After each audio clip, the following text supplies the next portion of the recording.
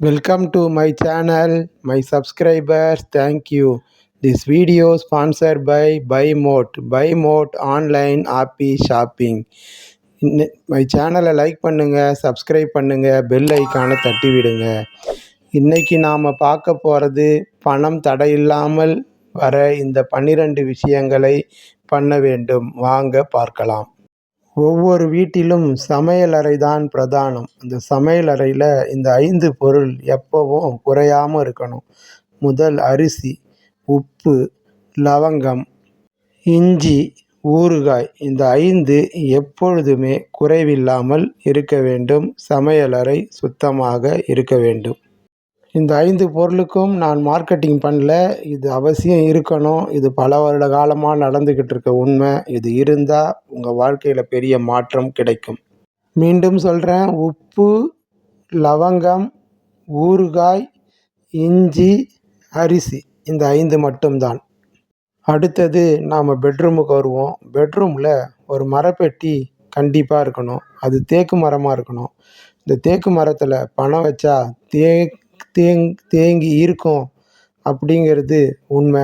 நான் சில நாட்டுக்கோட்டை சேட்டியாருங்களோட கூட பழகினதுனால இது எனக்கு தெரியும்.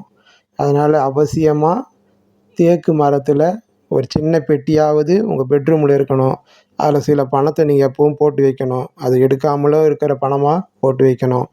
இது தொடர்ந்து செஞ்சால் நமக்கு பணம் தடை இல்லாமல் வந்துக்கிட்டே இருக்கும்.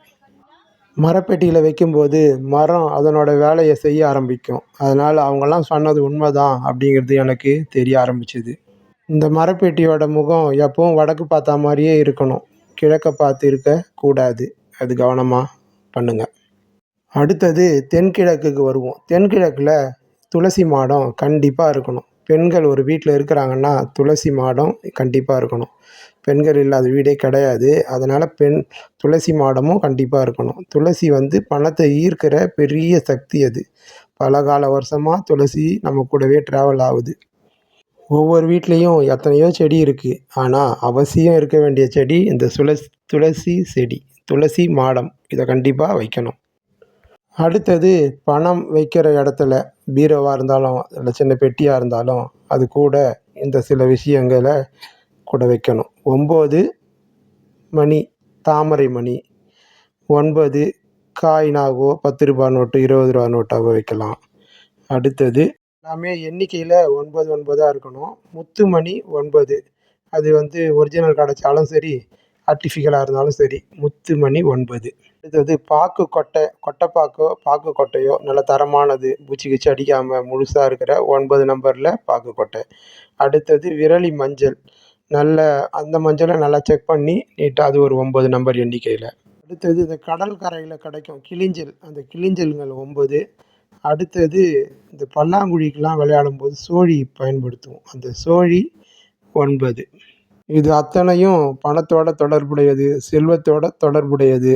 மறுபடியும் சொல்கிறேன், முத்துமணி, தாமரமணி, கிளிஞ்சல், சோழி, ரூபா நோட்டு, காயின் நோட்டு, விரலி மஞ்சள், கோமதி சக்கரம் அத்தனையும் மஞ்சள் துணியில் முடிச்சு போட்டு பணம் வைக்கிற இடத்துல வைக்கணும். 60 நாளைக்கு ஒரு வாட்டி மாற்றணும். இது ஒரு சாதாரண விஷயம் இல்லை. உங்கள் வாழ்க்கையில் பெரிய பிரம்மாண்டத்தை உருவாக்கும். அடுத்த